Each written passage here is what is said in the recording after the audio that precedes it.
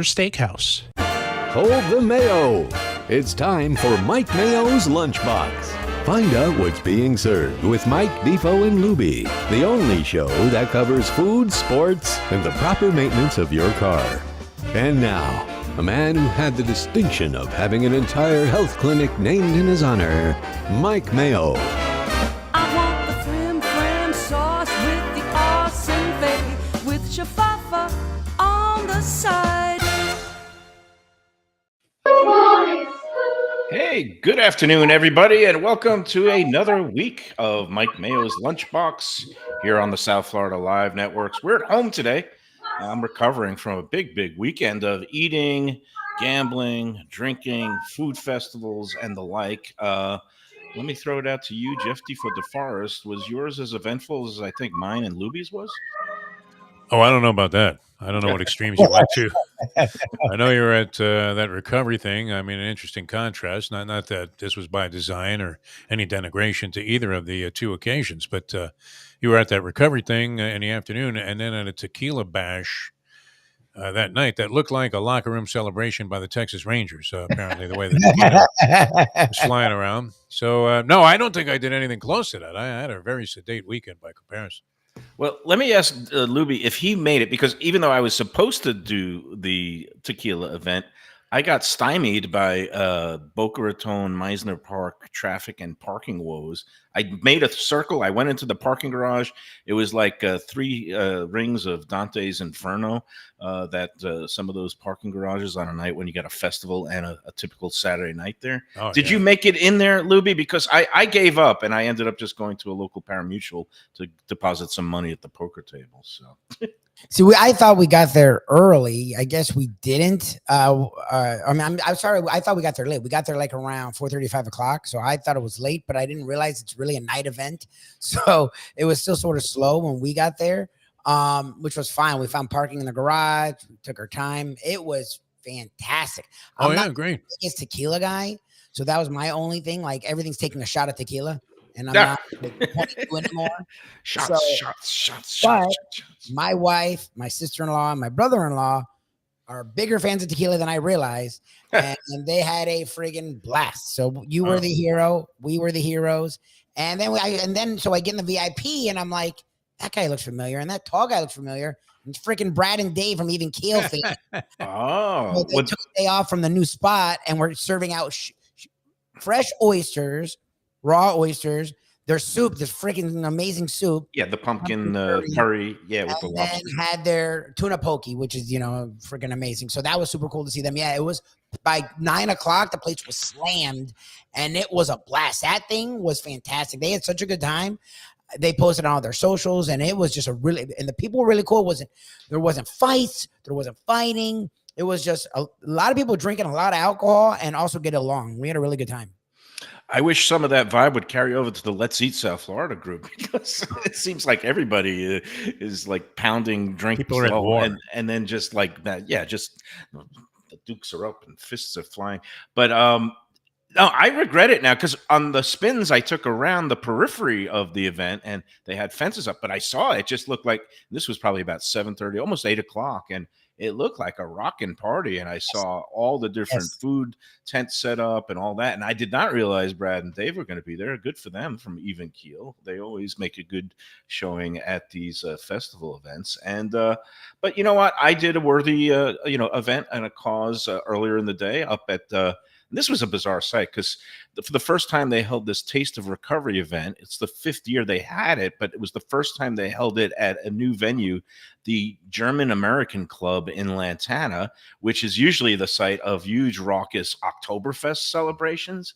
So it was somewhat jarring to see this sober event at this like beer tent, and like they had this beer cellar or whatever that was just completely padlocked and shut off. But again, nobody missed any booze or beer because there was a lot of good food there, and I was a judge, and with a couple of other judges, we had like 15 really good, delicious bites, and everything from lobster rolls to good little slider burgers. There was this pork belly tostada, like a taco type thing, and Louis Bossi himself was there tossing pizzas and having all kinds of good pizza there was the pepperoni that Defo likes, and the plain cheese margarita pizza. But anyway, lots of good food and fun up there at the Taste of Recovery, and yeah, I guess I felt yeah, I did. I wish I made it into the tequila event. Although I guess the natural order things usually is that first you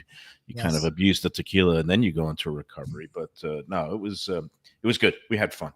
And meanwhile, it was also the same time that the Breeders' Cup was going on, and I had my little phone app going and watching my bets unfold. Defo, did you put down any action on the cup? Or you just kind of took it easy. I made some bets on Friday. I left Gulfstream, went to the Harris Casino to meet my friend Ray. This is a very knowledgeable guy about horse racing, so I pretty much left the handicapping to him. I threw in a little bit of input, but not too much. We've had success as a team before with pool money.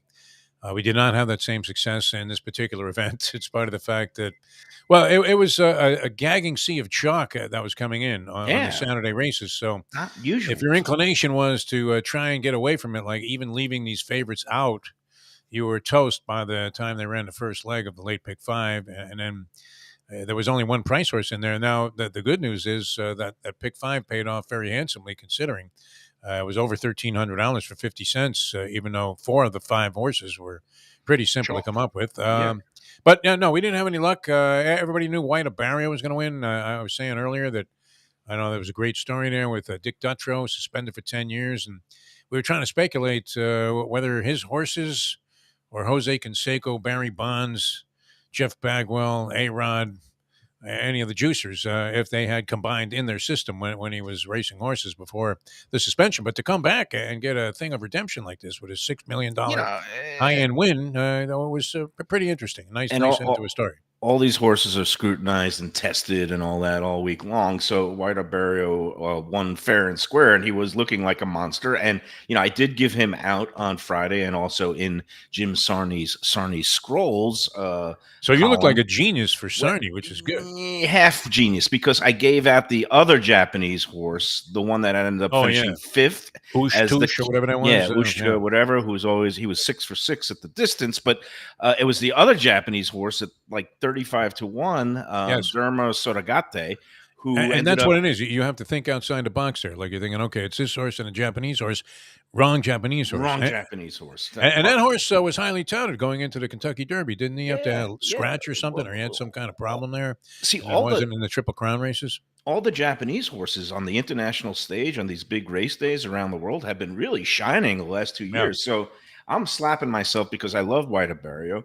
And, at the end of the day, over 2 days, I had some, correct picks, but I ended up losing my whole $300 pile of cash. And Join the club. Yeah. the only ticket I had, like on Saturday, was a pick 3 ticket that returned a whopping $18.40. So it was Chalk City. But you know It was what? a dead sea of chalk. It really That's was. a good news for the contest people here, and I guess we got to get right into that. Bad news for me because I had to fill out all those little fentanyl pills again. I got 9 players in the jeez. hat this week. Hold on a second before let's do the contest first before I get to my lunch again. I know this is your favorite. Once more, I went to the Uzbek restaurant around the corner from me, and this time I got the Tashkent pilaf, or plov as it's known. I was just which is- thinking about having one for lunch myself.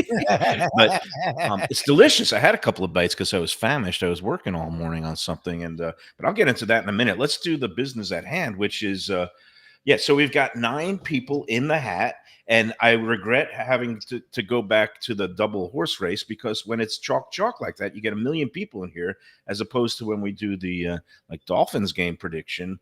When you kind of try to make people come up with a specific point margin, it really narrows the field. And like we had last week, just 2 people. Lubie had it 21-14 Chiefs. He did, He called yeah. it.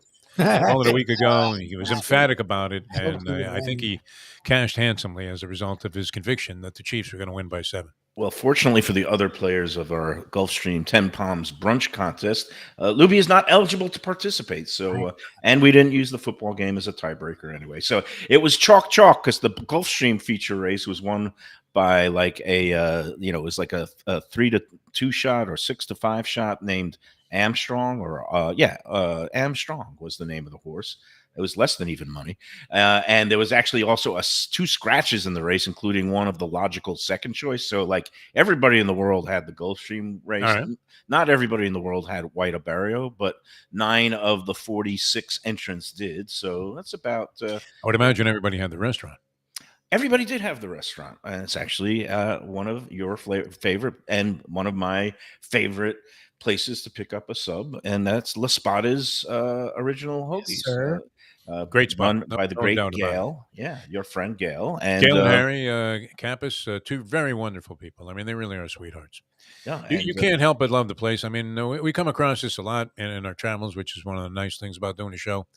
And that is, they're really, just sincere people that are in this business that really care. I mean, more about you being satisfied than they even do about whatever money they're making or losing. And yeah, the Gail and Harry team has been together for, I think, over 40 some odd years with Las Patas. Yeah. It might be bordering on 50. I mean, they're getting close. And they have, I guess it's 5 current locations in South Yeah. Florida. And again, for National Sandwich Day that we celebrated last Friday, I said, let's give a little love to the folks at Las Patas. They do a really good job. And yeah, sometimes I rag on the bread for being a little soft, but a lot of people, that is the traditional style in Pennsylvania. You know, they don't get the crusty, thick Italian bread that you see in the New York and New Jersey delis. So I'm a big. I don't want to be wrestling a piece of bread when I'm eating a sub. And that's again Where that's one of those- you're wondering what dentist, and this obviously has to do with your heritage and your background. With your father being a dentist, he would be a bigger fan. And there's nothing wrong with this if you like it, but I like when everything kind of blends together just beautifully, perfect symmetry, which is what they do at Las Patas. Food is subjective, and I appreciate all styles, and that's the thing that a lot of people don't realize or maybe aren't open to, is like they just think the ones that they grew up with is the one that should be the one and only correct thing, Authentic New whether York it's pizza or whether it's subs or heroes or whatever you call them. But you know, Las Patas has a authentic replication of what that kind of Pennsylvania hoagie is what it's known as is supposed to be. And a lot of times it's kind of those hoagie rolls that are a little bit softer, and they have a lot of give to them, and it really is a nice soft envelope, a pillow, as it were, Listen to you. around Hey, half of it is the show too. I mean, the way they do it, they do things with style there, Mayo. Do a whole Panache. I mean, they're throwing that a roast beef top, as they call it. And it's like, I need a roast beef top, and then as if Kareem Abdul-Jabbar was throwing a sky hook, here goes like a lump of roast beef, the likes of which you would never expect to even have as the totality of the sandwich, and that's just going on top of what they already put on there, which was very generous. And the guy makes a catch like he was AJ Brown. It's fantastic. Yeah, no, I mean their completion rate there at Las Patas is incredible, much better than even the Marino years with Duper and Clayton. I mean, Yes. everyone, it's really a sight to behold when Cooper do and that Clayton final- couldn't have worked there. They didn't have a good enough pair of hands. No, but it's fun. I mean, you know what? A place should be fun. They should have a style like, I love a place like that. Well- When I first went in there, the one on Sea Grape, the original, but now it's on commercial. It was amazing. I love a place where the line is down the block and, it goes quickly nonetheless. And then on top of that, they don't sacrifice substance or style. They give you the real show. So All right. Las Patas was the name of the game. Las Patas and two And there's favorites. your spitballs. Yeah.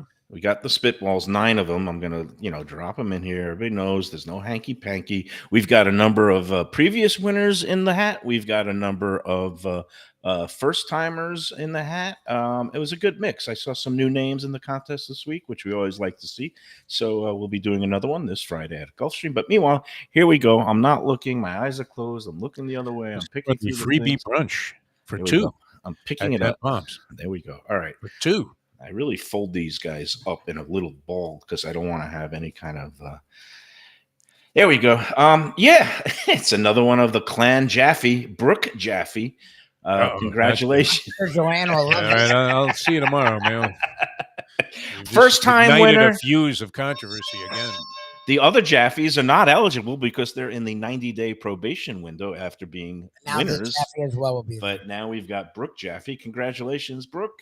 You are the winner of this week's 10 Palms Sunday Who was brunch at appalled by this? Gulfstream. Was it Green Eyed Girl or Joanne? No. Don't start naming names. That some people get very touchy No, she these actually days. doesn't like. I think she doesn't like it either way because you did name names, but then she still said poking fun at Don her. is trolling her right now. This is bad. All right. I'm not poking fun at her. I understand her gripe. I didn't defend it. I explained it to people, whether I mansplained it or not.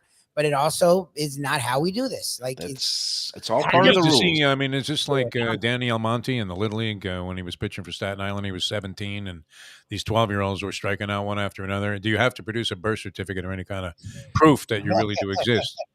Is there a way to avoid bots being a part of this in a sense? We met all the Jaffes at the brunch bash. Oh, they It's were all kinda there? like, Okay. like the entire Ginn family. They're actually all these different adults, and the rule is get one entry per adult per email. Yeah, week, that's as fair. long Yeah. per email, as long as you are not, haven't won within the last 90 days. So again, Pays to have a big family, is what you're it, saying. well, again, but anyway, Brooke, this was her first time winning, so congratulations to her. We don't need to stir any more needless controversy. That's it. The And minute you pulled the name out, it was controversial. What are you talking about? Okay. look, I'd rather have somebody win for the first time than somebody, Oh, good. You know what? Even if you ended up paying to go That's there, you'd be getting your money's worth. That's really the suggestion that we have here is that, okay, it's nice to win this stuff, but that shouldn't be the only occasion that you go to 10 Palms once you experience the buffet. Well, what a great day it is. I mean, you sit there all day at a beautiful table as if you were at the finish line at Santa Anita for the Breeders' Cup. It's a fantastic time, and you It's a have nice the winter time. meet coming up. It's going to be really, really spectacular there. Yeah, and of Very course, generous of Gulfstream to do Joe that. Beja, he's come back from the Breeders' Cup. We'll be hearing about his exploits out there at this Friday show. And It don't looked forget, great. Wow, what a spectacular time out there. And don't forget, Gulfstream has another food event coming up on the Saturday, third right? floor a Saturday. week from Saturday. It's going to be on the 18th of November. It's their Caribbean Rum Festival, along with all kinds of great foods of the islands and some Latino cuisine, too. So that's going to be a fun time. Go to GulfstreamPark.com to get your tickets. They still have those VIP tickets that gets you in there the first hour from 12 to 1, and then the whole event takes place from 12 to 4 o'clock up there on the third floor. So get those tickets now. And let me get into, I know this is your favorite part when I eat my lunch on the lunchbox, Defo. It's kind of tune out for me, but you can go ahead with Lubie. That's Well, all right. here's the thing. This is called, last week, I got that soup, that Urger soup that had Lagman. noodles. Urger Lagman. Thank you for having a memory, because mine is shot after yesterday's. I had a good time over at Shenanigans for the game, and Pat was there buying us rounds of drinks, like a very gracious host. So I was fully liquored up by 10:30 in the morning, and I walked there and then got a lift back, so that was good. But anyway, today, Grandma's Secret, which is again in the new Uzbek restaurant, and they're doing a nice little business in there. And I say this is great, because you could go right from Grandma's Secret for your Uzbek food, and then go right across the street to our friends at Grandpa's and get yourself some good Eastern European and other comfort food from the old country, like the matzo ball soups and all the bagels and herrings and appetizing. But this dish, it's like a rice pilaf. Let me tell you something. Can't really see it here. I'll dump it all out. Now, question for you, Defa. Do you think that Chinese hot mustard might belong on this dish, or is that? Oh, I don't know. It sounded to me when you sent the text out about it, and I was thinking, oh, that's great. Mike is going to eat something that most people would find kind of disgusting on the air here in a disgusting fashion. But Don't insult it reminded me. It reminded me actually of the Moroccan couscous dish I used to serve at the Dharma Grambwa with the lamb and the carrots and all of the various things that you described. So I would imagine it's something like that. It would need no seasoning if that was the case. 0.0. What it does need, it absolutely does not need any seasoning, because what this is basically some stewed meats. It's stewed lamb and stewed beef. And I've been nibbling on it before the show. The stewed beef is actually delicious. It must be stewed in a kind of broth of all kinds of. Or else you were still stewed from Shenanigans. But then it's served over this rice that's aromatic rice, and it's also like, you can tell it's like it's kind of bathed in some sort of like butter or oil, because it's a very kind of luscious kind of rice, and it has some peppers, onions, carrots, garlic. That looks like there's raisins in here. There's a little bit of a sweet element, And besides all that, and they also have this cute little quail egg. You hear? It's a quail Quail egg. egg. Little. Wow. Quail egg. Now I'm going to take a bite out of this quail egg. I don't know if it's a soft-boiled quail egg and it's going to shoot runny quail yolk all over me, or if it's kind of a hard-boiled one. So Let's hope it's soft. let's find out. We're Yeah. rooting for soft here. No, it's hard-boiled. That's Well, not. yeah, I was like, Oh, that's very, very tasty. Well, those little tiny quail eggs taste exactly like a regular chicken egg. And yeah, I give this a thumbs up. Very nice dish. Tashkent pilaf here from Grandma's Secret. And what do you say that we get into some of the, I guess, greatest hits or diatribes from Let's Eat over the weekend? It was the one that caught my fancy, and which and also you noticed there, Defo. The woman who went to Hong's Barbecue, which is one of my favorite Chinese restaurants now. It's on There was a the- Mayo is going to be upset alert. I posted it. Mayo's gonna get upset alert. People were trashing one of his favorite places. Well, this woman who, I don't like to denigrate others' tastes or, like I said, food is subjective, but it's when your knowledge base is so offline because she went in there and this place is known as one of these Cantonese barbecue joints where you see the ducks hanging up in the glass, and you also see like the sides of roast pork and pig belly and like crispy pork skin, and all that is hanging there dripping, and also chickens. They got the soy chicken. These places are known for chopping up all these meats and putting them on rice platters, or you could have it just plain with some Chinese vegetables. So she orders. It looked absolutely gorgeous. She posted these pictures of her meal, which included like a double meat barbecue platter of roast pork and roast duck. Oh, nice. And then her criticism was like that the duck had it had the bones in it, so it was hard to eat because the bones in the duck. And anybody who has any knowledge base of Cantonese barbecue joints know that they cleave and hack up these birds, whether it's chicken or duck, with the bones in. And that's part of the fun, is like you pick it up and you eat around the bones. It's not like you get a whole boneless breast of chicken and just scarf it down like you're at a Popeyes or something like that. So that always rankles me a little bit when people criticize a place for doing something that every other place is what they do. So and it's kind of, in my backhanded elitist way, I slapped her around a little bit, saying most Cantonese barbecue places serve duck with the bones in. They cleave it with the bones in. And, it just set off the usual incendiary fireworks. And she also complained about the rice tasting a day old, which is utter nonsense, because that place does such a good business. They steam their rice fresh every day. And I just don't get some people's criticisms. You could say it's not my style. I don't like with bones. I'll just try to find a place that serves boneless duck. But don't. What was the flavor? Did she describe the flavor? Like, I get it. You wouldn't have a freaking group without people like this, so that's fine. Like they do make up a small part, but a part of the group, and they do set things ablaze a lot of the time, so that's fine. But like, she didn't describe the flavor. Like, isn't that the point? A lot of the time is, how did it taste? Like, did she discuss that on any level? All she said, I think, about taste was that the rice tasted a day old or something. However, she could tell that, because white rice is white rice. It's either like sticky and hot, but you know what? That's fine. Let it be. But you're right, Defo. I immediately leapt in, and he knew I was going to be upset, because not so much that she didn't I like the beat place. you to the comments. As soon as I saw that, I put up Mayo upset alert as if it was a football score coming in, Right. And with like Arizona beating Washington.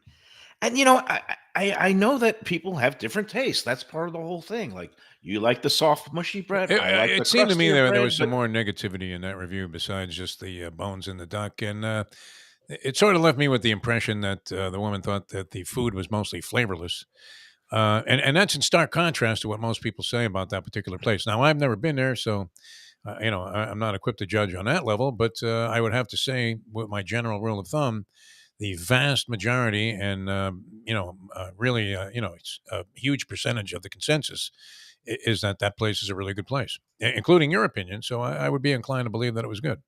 Yeah, no, I mean, I like it. I know not everybody else is going to like it. The other issue I forgot that she had was she ordered an eggplant clay pot dish.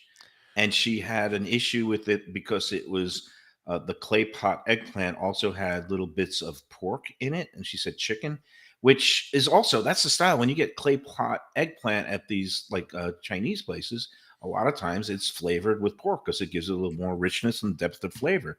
Now, if you're looking for a vegetarian dish, you would tell the people, "Hey, I'm vegetarian. Could you just make eggplant dish?" And they would say, "Oh, we can do it without the pork," or maybe you just want a steamed eggplant, might be more to your liking if you're a vegetarian. But once again, she just yeah. One of the rules of the group is I'm not allowed to denigrate people's lack of knowledge or say nothing about food. But in my mind, I'm saying nothing about food. It's like You were very condescending to this woman in your own subtle way. That's why I put the buffer in there. It was kind of like going back to The Godfather, where Chi-Chi says, no, there were a lot of buffers in the family. No, and if she happens to like the Americanized Chinese food where you go into a place and you get your kung pao chicken, that's fine. But then you should be like looking for a place that excels at that, and places like I would say like Christine Lee's or Christina Wan's. They have a more Americanized audience, and they are eager to serve those types of dishes that have become more synonymous with American style Chinese food. But she goes to kind of a true Cantonese place and then rags on it for being a true Cantonese place. So again, it's gets back to the age-old question: where can you get good Chinese around here? That's when apparently for that particular patron of Let's Eat South Florida and a subscriber, it wasn't going to be the Hong Kong barbecue. Hong's. There's Hong Kong City. Hong's. Okay. It's one of those easily confused names. Hong Kong City Barbecue is a different place, separate ownership up in Tamarack on 441. And then there's Hong's Barbecue that just opened a couple of years ago near the casinos there. So it's kind of makes it easy for me. Oh, that's right. I know where it is. Okay. Sterling. You know what? Maybe I'll try it one time. Sterling Road as you head west of the 441. And wrong casino. Hard Rock. Sorry. No, Hard Rock. Again, Sterling Road in Davie. And when you go get before University, in between 441 and University, it's in a shopping complex. And this was the redeeming characteristic for the woman who didn't like Hong's. There's a Carvel ice cream shop 2 doors down from Hong's. So you can get your Carvel brown bonnet or a twisty cone, and she said she loved that. So good for her. She was happy. Quite a switch though from her original intent. That's it. Hey, speaking of, we'll do one more thing from the group before we take our first break. But our friend Tom T also weighed in with a gripe of veal. I don't know if you saw this one, but it got over 200 comments. Oh yeah, wow. I saw that. Somebody put up like a plain pork chop or something. So someone something was too cheap. Like no. That's different. That was on his personal page. I'm not going to get into that. It was all removed. It was a little misunderstanding there. But what Tom did for public consumption on the Facebook group, he, I guess, apparently got his hands on some really fine looking veal chops. Bone-in veal chops, which is a great piece of meat. And he just said, he grilled it up real simple, probably some olive oil and a little bit of salt and pepper. And there's nothing, it's one of those marvelous examples of get out of the way of good ingredients, just minimalism and simplicity when you grill up a beautiful veal chop.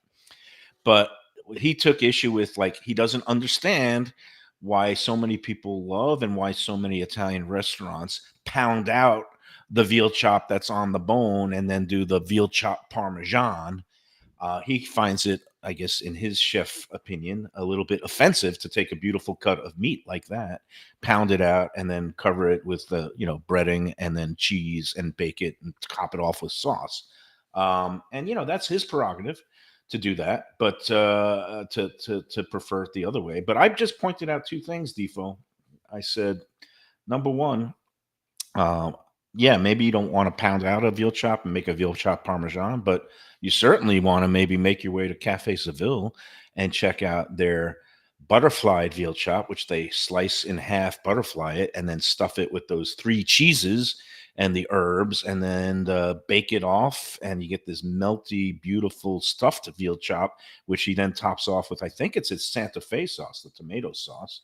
Have you had the stuffed veal chop? I have tasted it, yes. I'm not inclined to order that because, I'm much more in line with the seafood dishes that they have there. I usually Yeah. get something off the special menu, seafood wise, and they'll let you put any of their sauces on it, so you can mix things up, which is nice. But yeah, I did. A guy I was with the last time I was there, he was more of a meat eater, so I suggested this to him. It actually was overwhelming for Yeah. this gentleman.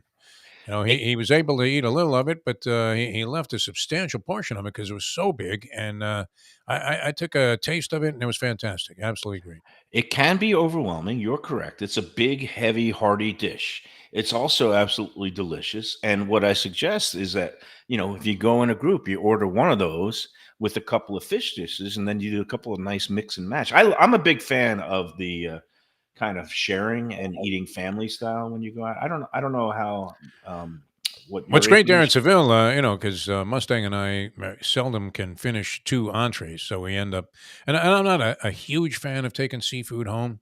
I do, but and I've had it. You heat it up the next day. If you're in the oven instead of the microwave, it comes out all right. But we found that we leave too much, so we end up splitting a dish there. We almost always opt for Mustang's choice of the swordfish, which is not necessarily my first choice, but it's always great.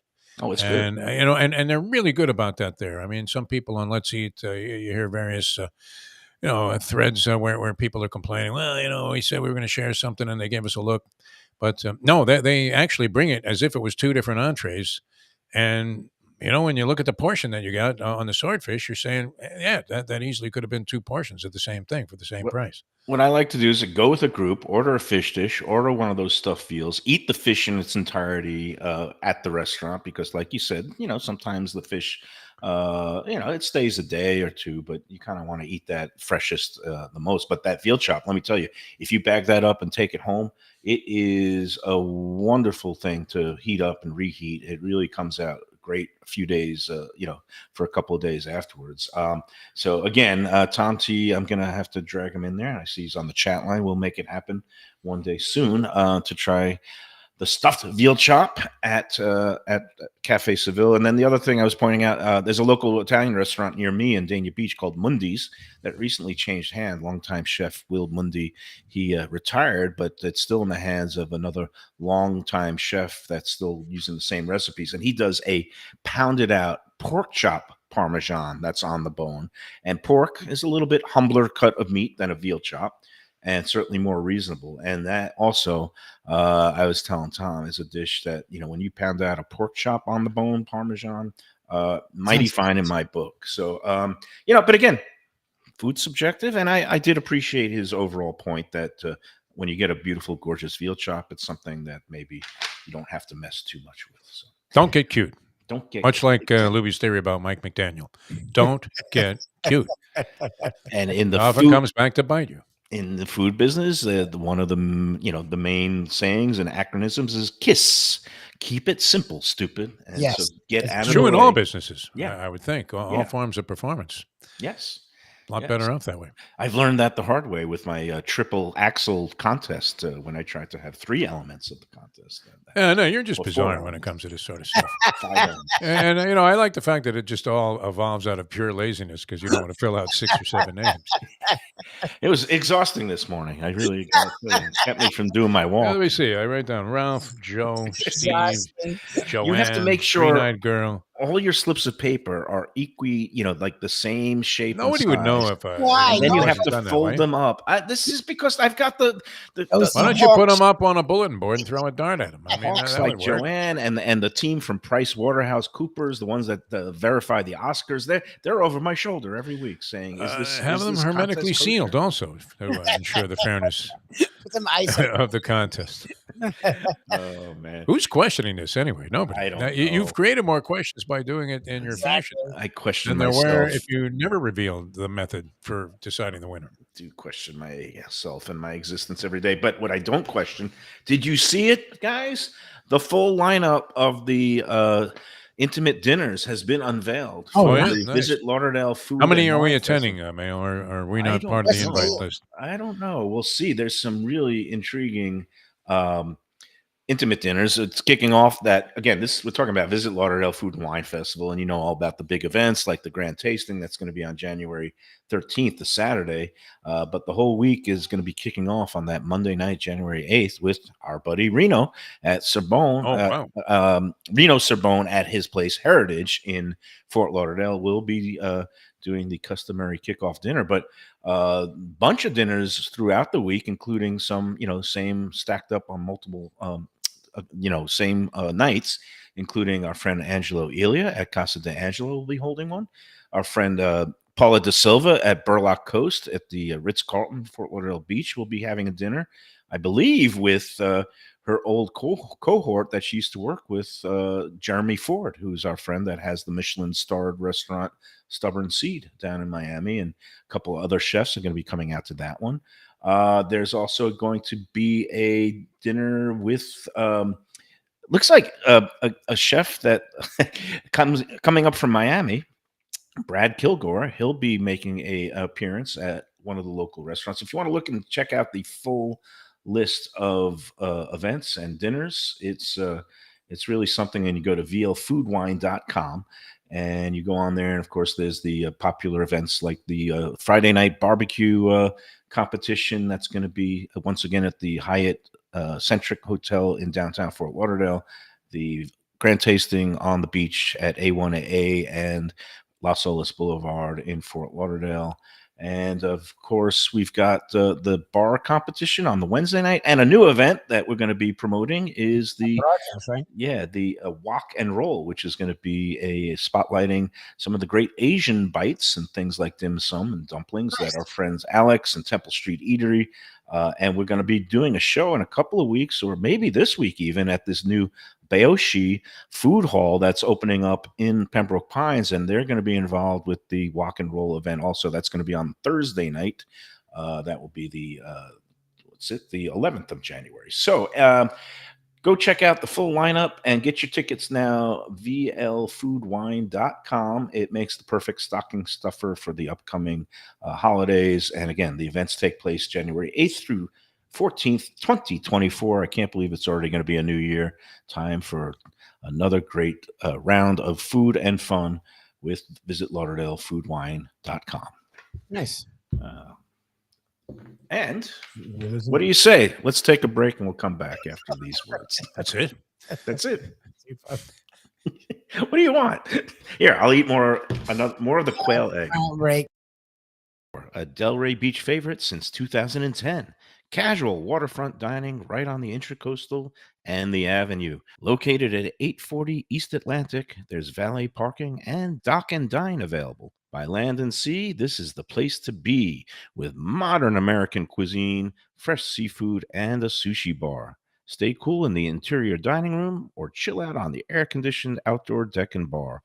All your favorites are here, including burgers, tacos, and their great spinach cheese dip. Weekend brunch until 2 p.m. and live music every Saturday and Sunday afternoon. For reservations and more information, go to deck84.com and tell them the Lunchbox sent you.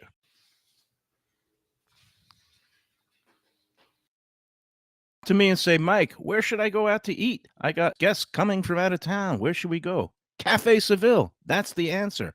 2768 East Oakland Park Boulevard. It's a Fort Lauderdale perennial, serving the finest in Spanish and continental cuisine in a cozy, friendly, comfortable setting.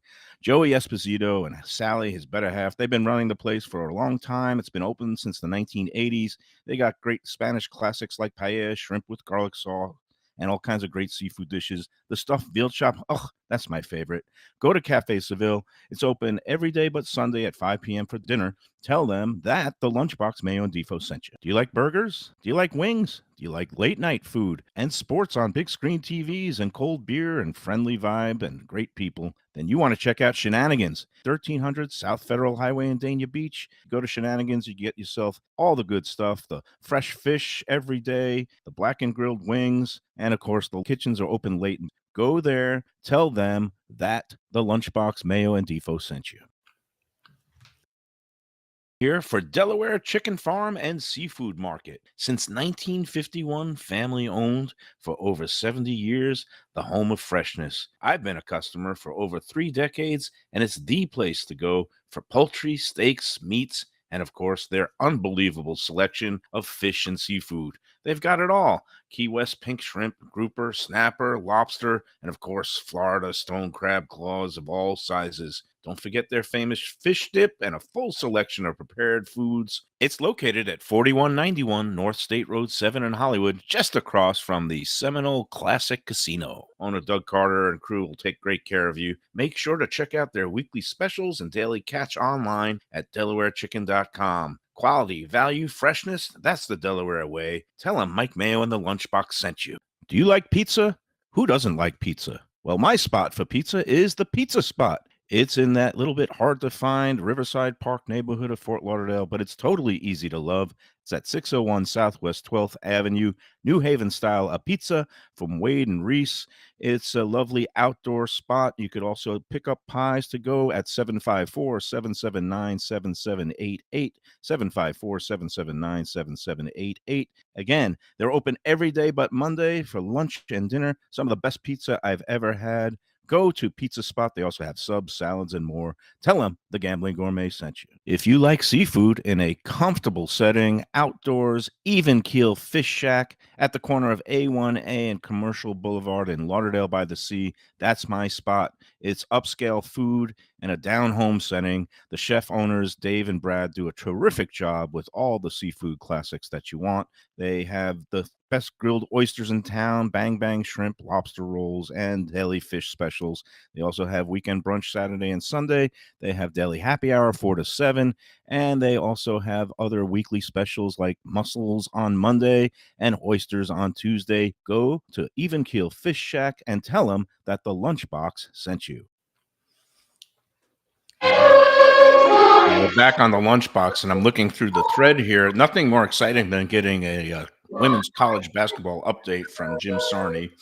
This is the kickoff opener that's in Paris that our friend Leslie Visser is there covering it for CBS. But again, 25-24 after the first quarter. Thank you for the update, Sarney. And we have Tom T weighing in. He's going to be cooking and at the annual Boca Bowl tailgate party Wednesday night. And guess who's going to be one of the judges again? Yours truly. Oh, really? Oh, yeah, nice. I've never met nice. a food competition This where Wednesday? I didn't like, huh? What's that? No, It's this Wednesday? it's this Wednesday, September. I don't even know the month anymore. I'm shocked. November 8th. And it's at the Brick, which is the Boca Raton. What is it? No, Boca Research Innovation Center. That's it. Boca Research and Innovation Center. It used to be the IBM campus, for those of you who knew or had any dealings with IBM. It's a beautiful campus, and apparently we've got a indoor location that we're going to be having all the chefs, and usually there's about like 30 people, 30 different restaurants come out. Very impressive affair. And Tom T, I'm glad to see he'll be there.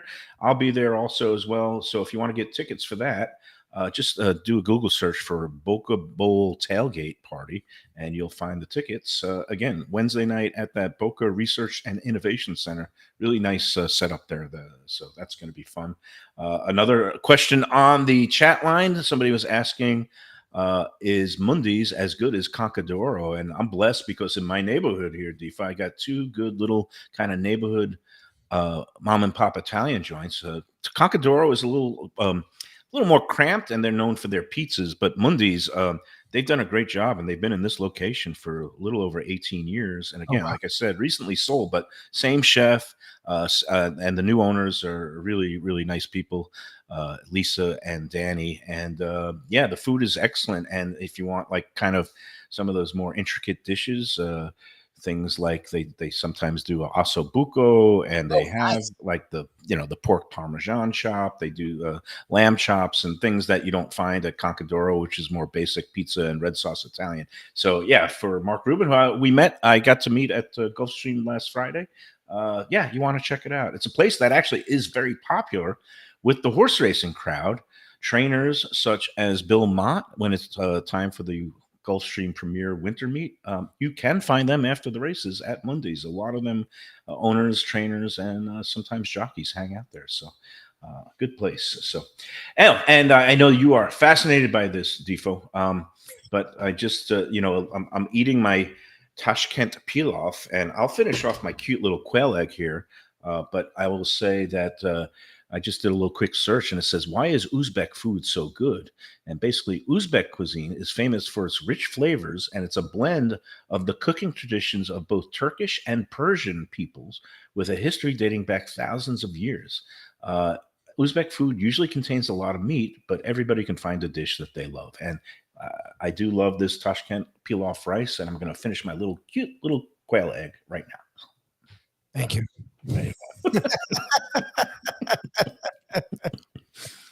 Defo, do you have anything on your agenda? Because I'm basically no, you covered it all here today, Michael. I mean, you're on a roll like I've never witnessed before. I don't even know what to chime in with you. You've covered all the bases. It's great. No, I mean, we have the usual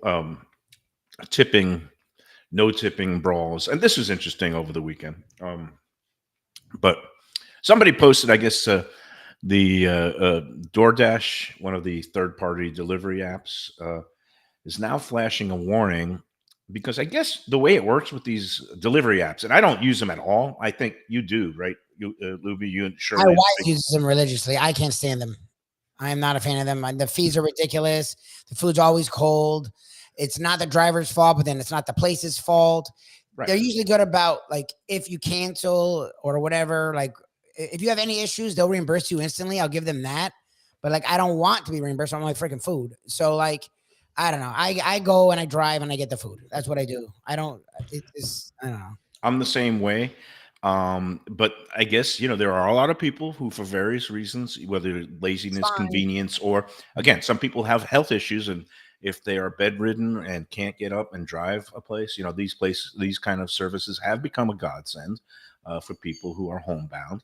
But again, there are a lot of fees, and the thing with these now is they ask you for your tip before you get your meal, and which seems a little ridiculous, right, Tifa? Because you would think, the tipping is something that comes afterward, after you can assess how the service and the speed and the efficiency was, right?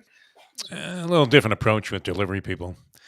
Kind of a standard tip. I don't know, depending on how much you ordered, $5 or $10 every time, regardless, I guess, of the amount of the check. But yeah, I mean, if the guy schleps like 3 bags from the car, you probably slip him a 10. I don't have a problem with that. I mean, as long as you're aware of it. If you had the tip beforehand, that's fine.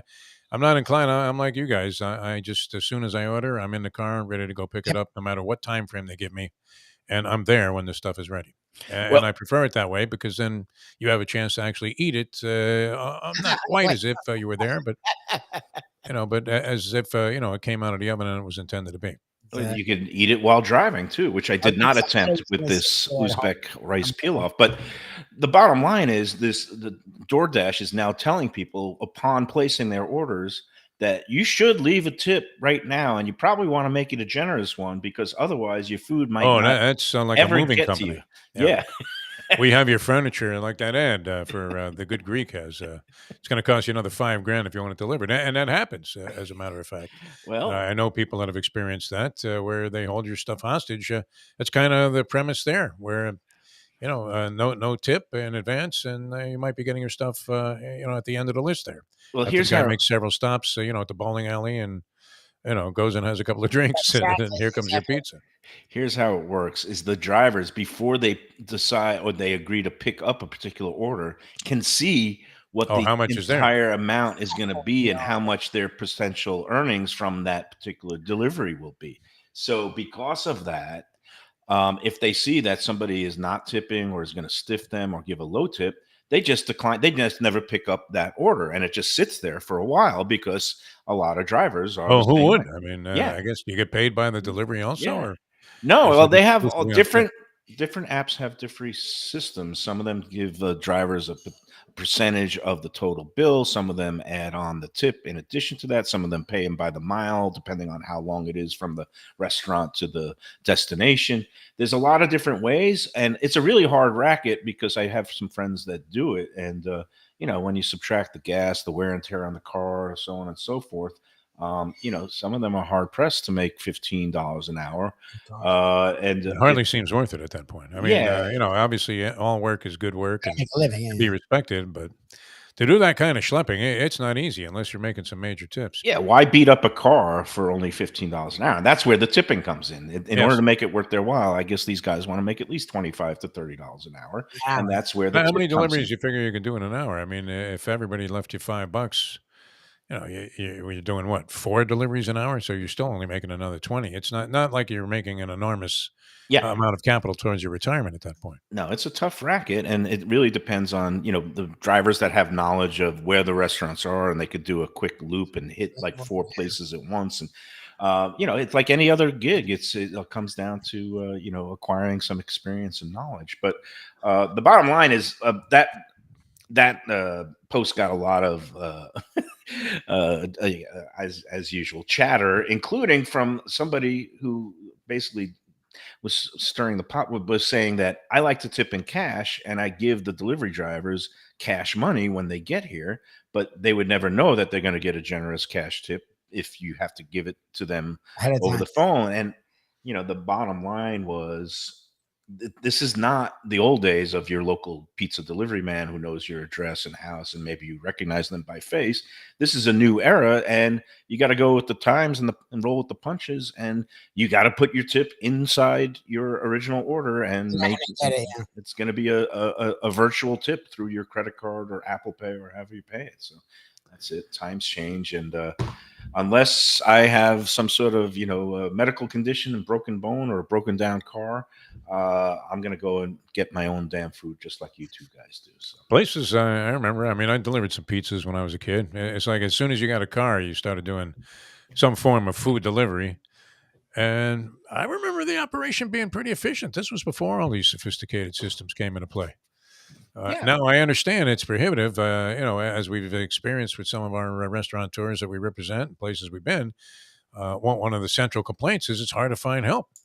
Yep. So I would imagine it's hard to assemble a very efficient delivery crew. There are places that deliver themselves. right. And I like those places that. Yeah, but that- even there, I mean, the time that it takes, the estimation seems to have gone up exponentially. Where you used to have a guy say, "Okay, 20 minutes, they'll be there." Now it's like they'll be there in an hour. Yep. And Always. you're thinking, is it really worth it at that point? You may as well just drive there No, yourself and get drive it. it yourself. I mean, Yeah. last night I actually picked up 2 pizzas from 2 different locations because I was doing some taste testing comparisons in Fort Lauderdale, and both of them I called in. Both of them. Was there a they- reason for these taste testing Wow. comparisons, or was it just that This you is wanted fun. to eat a couple of pizzas? What is this? this that these things will reveal Who is themselves this in taste due testing time. comparison for? Oh yeah, yeah. He's doing a thing. Yeah, yeah. he's doing- Oh, you have some kind of research. Yes, I- Very I- there's always research nice. going Yeah. on at the Mike Mayo Vision Works or something. compound. Yeah, exactly. Understanding, yeah. No, but we were watching the late game. But but called in both orders, and these pizza places were located like maybe 3 blocks apart in South Fort Lauderdale. Okay. And both of them said the pizza would be ready for pickup 10-15 minutes. I walked into one, and boom, it had just come out of the oven with about 12 minutes, and the other one, boom, went over there, and it was ready and waiting for pickup 15 minutes later. So yeah, do it yourself is definitely the most efficient way of doing things. Hey, another efficient thing is going to Tropical Acres tonight, because let It me is tell a you, Monday. it's a Monday. It's a half price wine night. It is a half price happy hour in the bar night, as it is every weeknight, Monday through Friday from 4:30 to 6:30. And we love Tropical Acres because you can get such good value, great service. It's been around since 1949, and the Studiali family, they will take great care of you. They are known for their steaks and chops and prime rib, filet mignon, and I think we're in the last week of the twin lobster special from the North Atlantic waters. 2 of those pound and a quarters steamed up along with a salad and side dish for $39. It's a great value, and it's going to be ending soon. And of course, if you want to get in there for Thanksgiving dinner, that's on Thanksgiving Day, Thursday, It is going to be like Thursday. What is it? I've lost track of it. November 23rd is the date.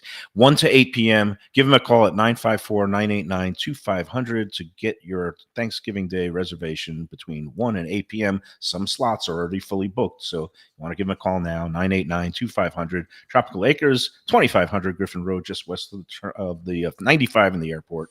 Tell them the Lunchbox sent you. I was in a restaurant the other day, Faraday's at the Isle Casino, a little comp action. Ordered the prime rib because I just wanted to give it a shot. I ordered it rare. I asked if they had a rare piece. I'm figuring that this has already been, made, and I don't know at what point they stopped. And when it came out, it was a color that would suggest more medium. And so I asked the waiter about it, and he didn't want me to cut it open because then they can't do anything with it, I guess. And so I didn't cut it open, and the guy did end up taking it back and brought out a rare piece. He said that they heated it up, and that's why the appearance was more that it wasn't rare.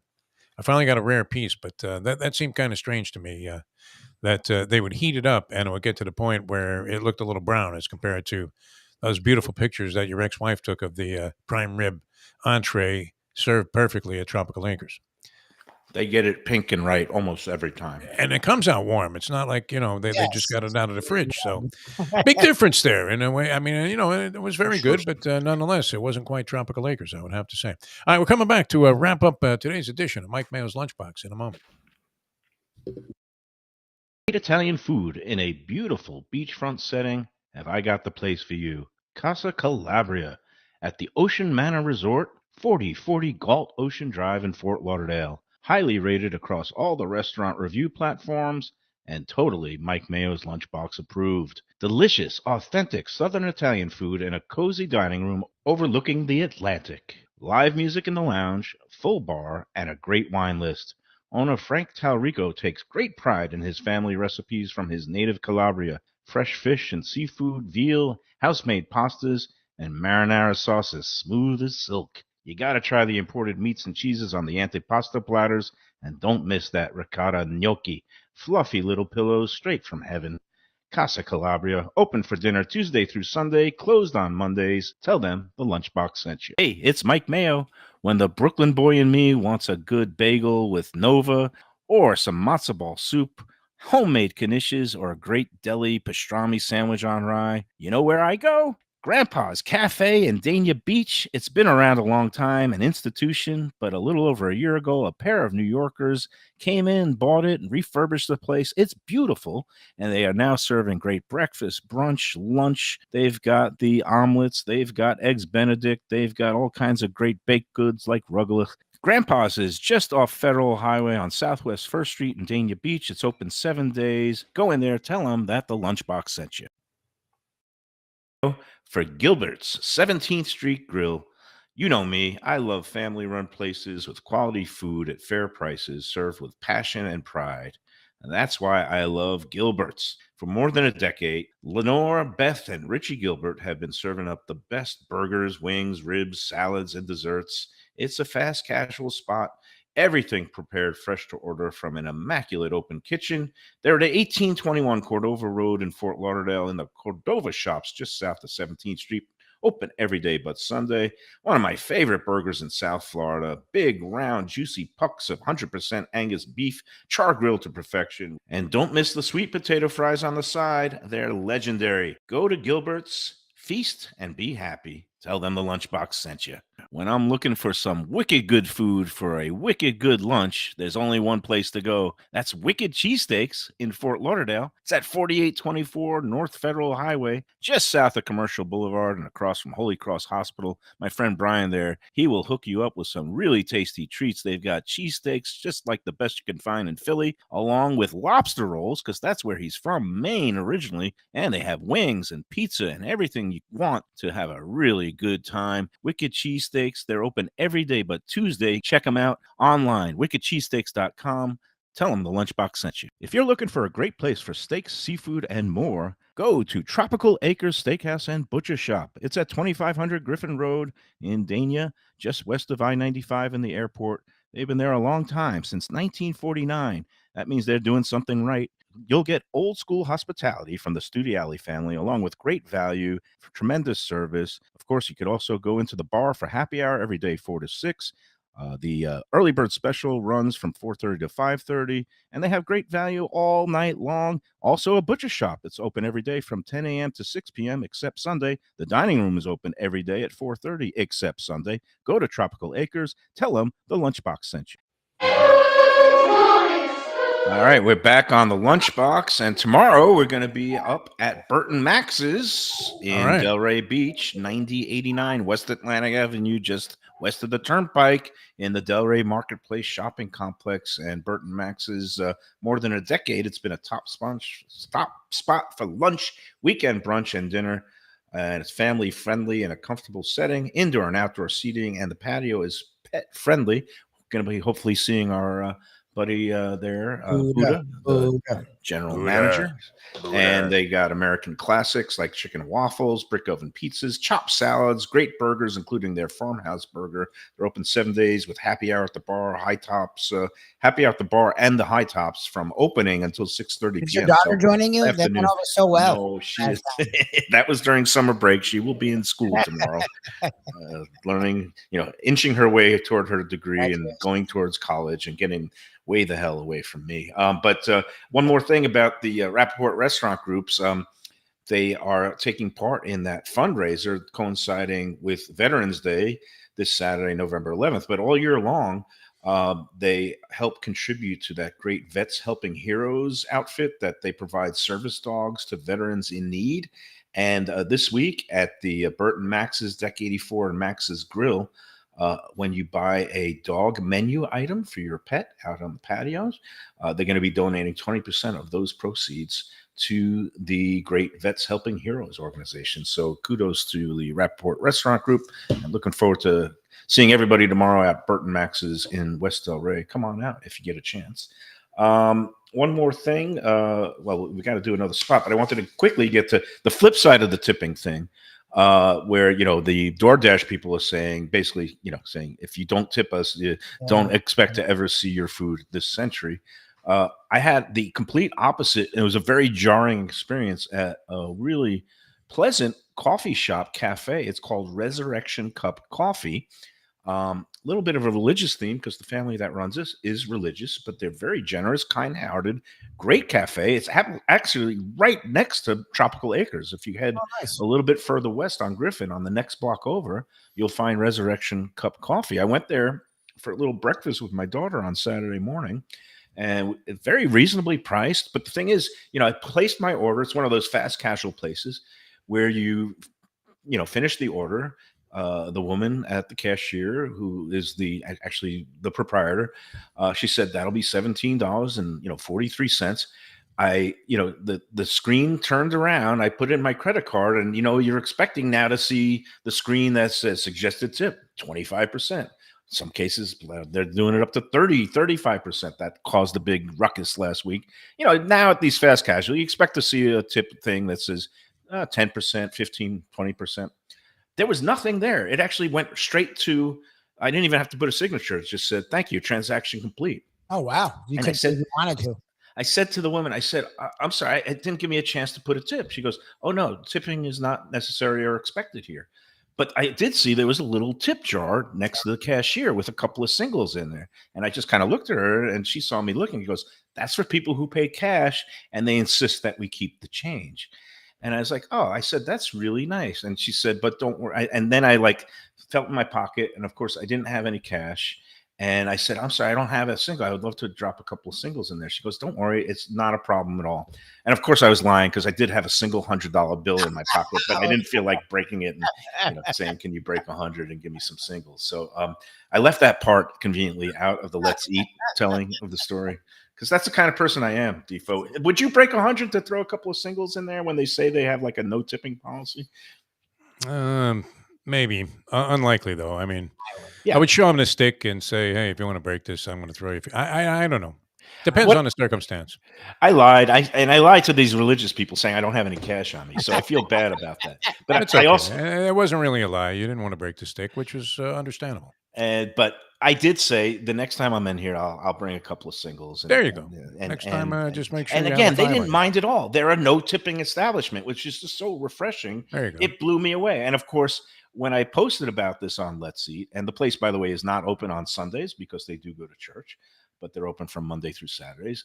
And when I posted about this story, again, people started lambasting me for not throwing a couple dollars or not carrying cash on me to throw into the ancillary tip. I never have cash.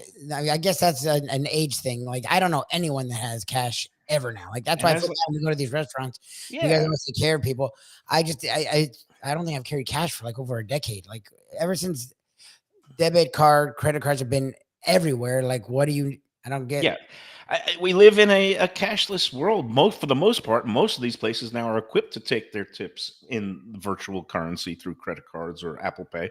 And as Joanne points out, this was the owner proprietor working the register, but there are employees there, like food runners, who was very quick and efficient and very cheerful that brought out our drink and food order. And those maybe you want to give them a little bit of tip money also, and that's why you have the jar there. But again, the place's policy is no tipping, and yet, on Let's Eat, it's like damned if you do, damned if you don't. Some people are just complaining about how every place is, forcing you to tip at every opportunity, and then when I find a place that is a no tipping place, they're ripping me because I had the audacity not to have any cash on me, or at least just $100. All right. Oh, one last thing. Delaware Chicken and Seafood Market. Thursday. We're going to be, not this Thursday, we're going to be there a week from Thursday. This Thursday, we're going to be at Gilbert's, but on the 16th, we're going to have our pre-Thanksgiving Friendsgiving celebration there. And also, now is the time to get your Thanksgiving Day turkey orders in. 954-983-6831. Again, 954-983-6831. If you don't have your pencil and paper handy, just go to DelawareChicken.com. The website has the phone number and the details about Thanksgiving, including how to cook and prepare your bird. All that helpful information is at DelawareChicken.com. And the store itself, the market is great. Go in there, 4191 North State Road 7 in Hollywood, just across from the classic Seminole Casino. Big chicken on the roof. You can't miss it. It is a big month, huge month for Delaware, and we're excited to be a part of it. All right, Defo, we got through another hour and change. I'm exhausted. You should be. Brilliant performance today. Detect notes of sarcasm with a hint No, of it was brilliant. I was mesmerized the entire time, as I would imagine everybody else was. Go pour yourself a shot of Gewürzenheimer. So you don't like that sweet German wine? Gewürztraminer, it's called. Gewürztraminer. I used to serve it in a restaurant, and there might have been a time I actually thought it was okay, but too sweet for me. You got to be kidding me. Wow. German wines in general, too sweet. So, I stay away from them. The Tashkent pilaf, delicious. That meat, that stewed beef is really good. So, once again, another Uzbeki hit on the lunchbox. Hits keep coming. All right, we'll see everybody tomorrow out at Burton Max's in Delray. Until then, for Jeff Defo DeForest, Mike Lubie Lubitz, tequila drinkers, and those in recovery everywhere, enjoy every sandwich.